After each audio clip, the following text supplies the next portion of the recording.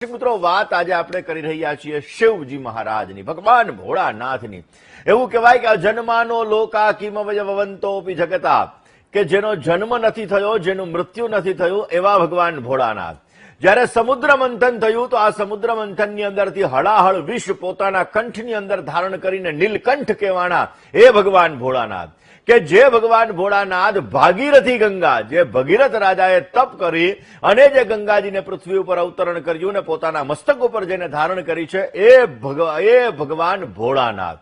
જેનો પરિવારની વાત કરવામાં આવે તો સર્પને, ઉંદરને, આ બધા જે અલગ અલગ છે, ગાયને કે સિંહને, આ કોઈને ભળતું ન હોય છતાં પણ એકબીજાની સાથે એવું કહેવાય સંઘે તુંડે તુંડે મતરભિન્ના, માણસની બુદ્ધિએ ફરક હોય પણ સંઘે શક્તિ કલહ યુગ, એટલે કે પોતે એકતાની જેમ રહે છે એવા આ પરિવાર. દર્શક મિત્રો, ક્યાંક ને ક્યાંક જયારે આપણે વાત કરતા હોઈએ તો શિવને સમજવાની જરૂર છે, શિવ પરિવારને સમજવાની જરૂર છે, ને એટલા માટે દર્શક મિત્રો વૈજ્ઞાનિક તથ્યના આધારે આપણે જાણીશું કે કેવી રીતે ભગવાન ભોળાનાથની ઉપાસના આપણા જીવનની સમસ્યાઓને દૂર કરે.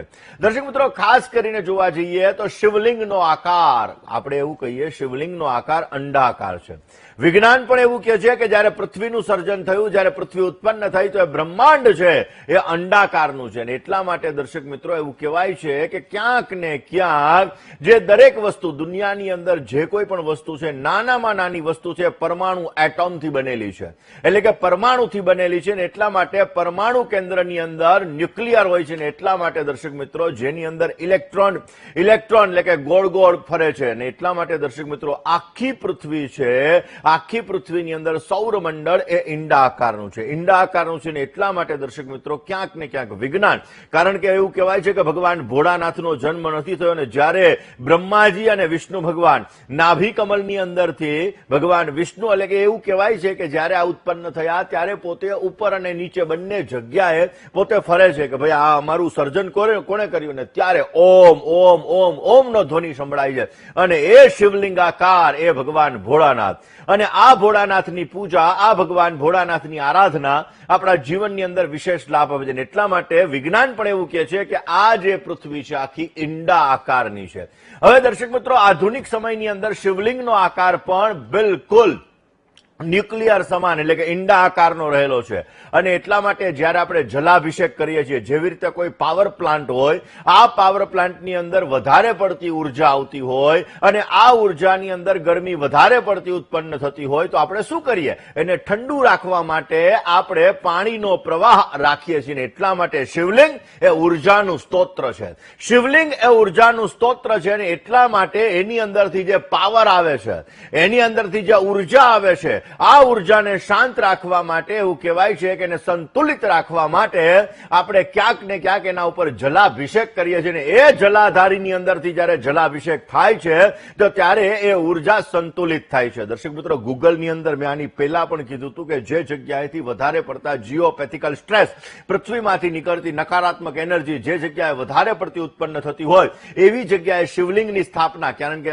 તમે દ્વાદશ જ્યોતિર્લિંગ જોશો તો એ ઉર્જાનું એક ક્ષેત્ર ગણેલું છે. અને એટલા માટે દર્શક મિત્રો ક્યાંક ને ક્યાંક જોવા જઈએ તો વિજ્ઞાન અને આપણું શાસ્ત્ર એકબીજા સાથે જોડાયેલું છે, અલગ અલગ વસ્તુઓ નથી. અત્યારે લોકોએ શું કીધું કે નહીં, વિજ્ઞાન અને આ શાસ્ત્ર એ માન્યતા છે, પરંતુ તમે એના ઊંડાણપૂર્વક તમે એની અંદર જશો તો તમને ખ્યાલ પડશે કે એકબીજા સાથે જોડાયેલું છે. જેવી રીતે કોઈ વ્યક્તિ પોતે વરસાદની આગાહી કરતો હોય, વરસાદ માટે પોતે કહેતો હોય, તો એ પોતાના અનુભવના આધારે, શાસ્ત્રના આધારે અને વિજ્ઞાનના આધારે, કારણ કે પહેલાના જમાનાની અંદર તો ટેલિસ્કોપ ને એવું નહોતું, તો શું કરતા, જયારે ગોવાળિયા પોતે ગાય ચારવા માટે નીકળ્યા તો વરસાદની અંદર, આકાશની અંદર રહેલા વાદળોના આધાર ઉપર, પવનની ગતિ ઉપર પોતે એવું કહી દેતા કે જોજો હમણાં વરસાદ આવશે. એ પોતાનો અનુભવ અને પોતાની શક્તિના આધારે. એવી જ રીતે દર્શક મિત્રો ક્યાંક ને ક્યાંક જોવા જઈએ તો શ્રાવણ માસની અંદર જયારે આપણે ભગવાન ભોળાનાથ ઉપર કાળા તલ અને દૂધનો અભિષેક કરતા હોઈએ છીએ,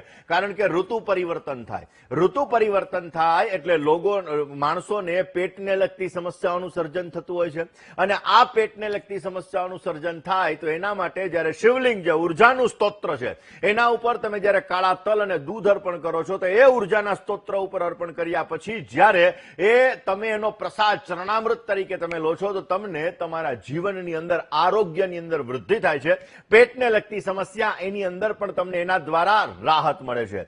દર્શક મિત્રો, એવું કહેવાય છે કે શિવલિંગ એ ઉર્જાનું સ્તોત્ર છે અને ઉર્જાનું સ્તોત્ર હોવાના લીધે આ શિવલિંગ ઉપર સતત ને માટે કન્ટિન્યુ જલની ધારાઓ વહેતી હોય અને એ જલની ધારાઓ એ ઉર્જાના સ્તોત્રને સંતુલિત રાખતી હોય છે. દર્શક મિત્રો, ખાસ કરીને જેવી રીતે વિષ ભગવાન ભોળાનાથે વિષને ધારણ કર્યું હતું. હવે એવું કહેવાય છે કે જયારે સમુદ્ર મંથન થયું ત્યારે એની અંદરથી અલગ અલગ રત્નો નીકળ્યા હતા. માં લક્ષ્મીજી પણ સાક્ષાત એની અંદરથી નીકળ્યા હતા. અરે અમૃત લઈ અને ધન્વંતરી દેવ પણ નીકળ્યા હતા. પરંતુ હળાહળ વિષ નીકળ્યું તો એને દેવો કે દાનવો કોઈ લેવા માટે તૈયાર નહોતું ને ત્યારે ભગવાન ભોળાનાથ પાસે જાય છે ને એ ભોળિયોનાથ એ જે વિષ હોય છે, હળાહળ વિષ, એને પોતાના કંઠની અંદર ધારણ કરે છે. એટલા માટે દર્શક મિત્રો, એ ગરમીને શાંત કરવા માટે જે કંઠની અંદર રહેલા હળાહળ વિષ છે, આ વિષની ગરમીને શાંત કરવા માટે એના ઉપર આપણે દૂધ ચડાવીએ છીએ, જલ ચડાવીએ છીએ, અલગ અલગ વસ્તુઓ ચડાવીએ છીએ, એનાથી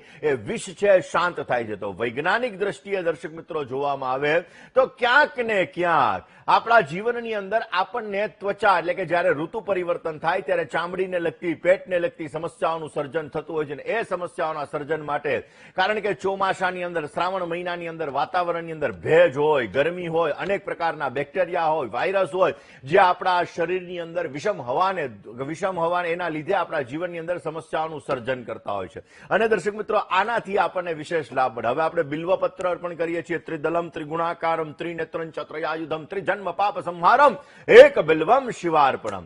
દર્શક મિત્રો, આપણે જયારે બિલ્વપત્ર અર્પણ કરતા હોઈએ છીએ તો એ બિલ્વપત્રની અંદર એન્ટીબેક્ટેરિયા એટલે કે ઔષધીય ગુણો રહેલા છે. અને આ ઔષધીય ગુણો રહેલા છે જ્યારે પાણી છે, દૂધ છે, બિલ્વપત્ર છે, આ ભગવાન શંકર ઉપર આપણે ચડાવીએ છીએ અને આપણે એનો સ્પર્શ કરીએ છીએ, એ જલનું આપણે ચરણામૃત લઈએ છીએ, ત્યારે આપણા જીવનની અંદર એ નેચરલ એન્ટીબાયોટિકનું કામ કરે છે. અને એન્ટીબાયોટિકનું કામ કરે છે એના લીધે આપણા જીવનની અંદર જે સ્વાસ્થ્યને લગતી સમસ્યા આ ઋતુની અંદર ઉત્પન્ન થતી હોય એ ઋતુગત બીમારી આપણા જીવનની અંદરથી દૂર થાય છે અને આપણા જીવનની અંદર વિશેષ માત્રામાં લાભ મળી શકે છે.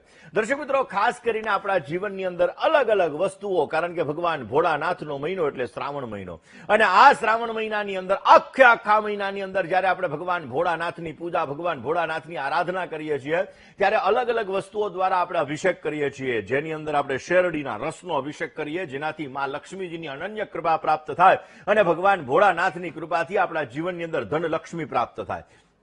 ઘણા લોકો સરસવના તેલનો અભિષેક કરતા હોય છે, જેનાથી શત્રુઓ બાધાઓનું શમન થતું હોય છે અને જેના લીધે શત્રુઓ છે શમન થાય અને એના માટે અભિષેક કરતા હોય. પરંતુ દર્શક મિત્રો, જયારે પંચામૃત એવું કહેવાય છે કે દધી શંખ તુષારાભમ ક્ષીરોદર્ણવ સંભવમ નમામી શિશિનમ સોમમ શંભર મૃગટ ભૂષણમ. જેમ મંગળને લગતી સમસ્યા હોય, શનિને લગતી સમસ્યા હોય, ગુરુને લગતી સમસ્યા હોય, આ બધી સમસ્યાઓ માટે જયારે તમે પયોદધિ ઘૃતમ ચૈવ મધુ ચ શર્કરાયુતમ પંચામૃતમ મયા નીતમ સ્નાનાર્થમ પ્રતિગૃહ્યતા, જ્યારે તમે પંચામૃત દ્વારા અભિષેક કરો છો, દૂધ, દહીં, ઘી, મધ અને સાકર, આ પાંચેયનું મિશ્રણ એવા પંચામૃત દ્વારા જ્યારે તમે ભગવાન ભોળાનાથ ઉપર અભિષેક કરો છો તો એ ભોળાનાથની કૃપાથી આપણા જીવનની અંદર વિશેષ માત્રામાં સારો લાભ મળી શકે છે. દર્શક મિત્રો, જેવી રીતે આપણા જીવનની અંદર ક્યાંક ને ક્યાંક દરેક કાર્યોને સિદ્ધ કરવા માટે આપણે અલગ અલગ ઉપાયો કરવા પડતા હોય છે, એવી રીતે આ ભોળાનાથની અસીમ કૃપા કે જેના મસ્તક ઉપર અર્ધચંદ્ર બિરાજમાન છે ને એવું કહેવાય, મનને લગતી સમસ્યા હોય,